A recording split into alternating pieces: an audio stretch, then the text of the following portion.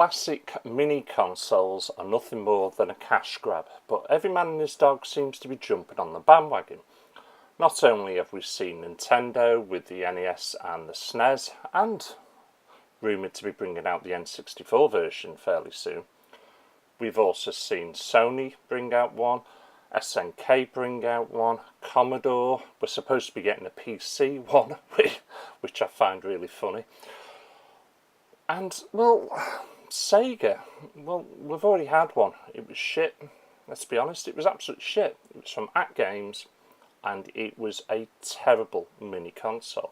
But Sega themselves at last have seen the light, and they are bringing out their own mini console.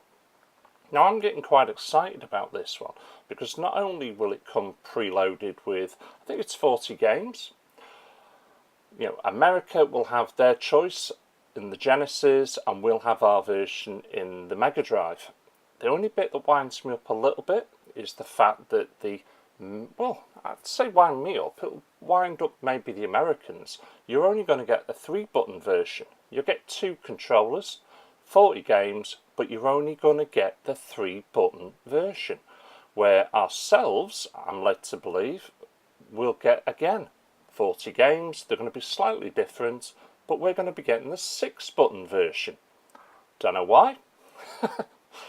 I guess we're just lucky in Europe, yeah? But it's the fact that it's from Sega, and the bit that has actually turned me onto it straight away is for approximately £60. It's got full HDMI, and I should be able to plug in my cartridges. Now that's a big eye-opener. I really do like that, because if those 40 games are not on there, and I've got it in a physical, and I do collect for the Sega Mega Drive, hopefully I'll be able to plug that in and play it in full HD glory. So I'm really looking forward to that.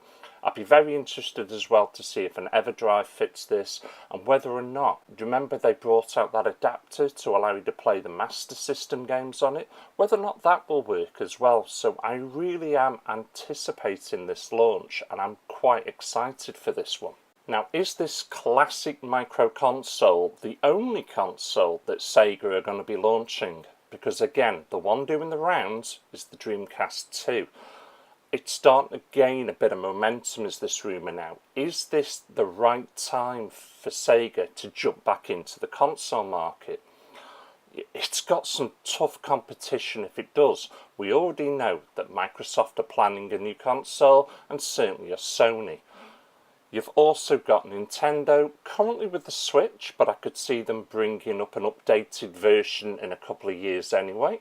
So there's 3. You've also got Slightly Mad Studios with their Madbox.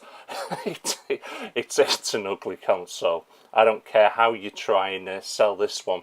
It's ugly. But hey, if it was the 80s, I'd be saying it's cool. So is the time right? Can Sega pull themselves into the marketplace? It's dominated by Sony.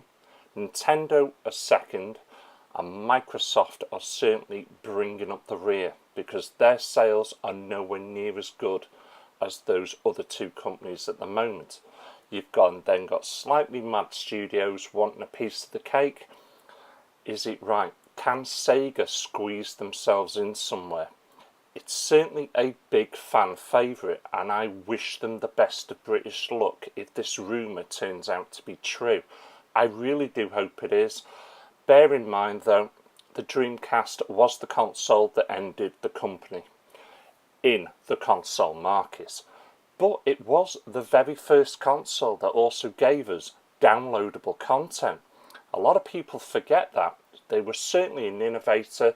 They were certainly the cool kids on the block. Can they get that momentum going again? I hope they do. But again, I'm emphasising, it's only a rumour, but it really has, it's got a bit of weight to this one. Let's wait and see. Well, if you've made it to the end of the video and you haven't subscribed yet, why not? Please subscribe to me, give me a thumbs up if you've enjoyed this, let me know your thoughts in the comments below, and I'll catch you lot again. Take care.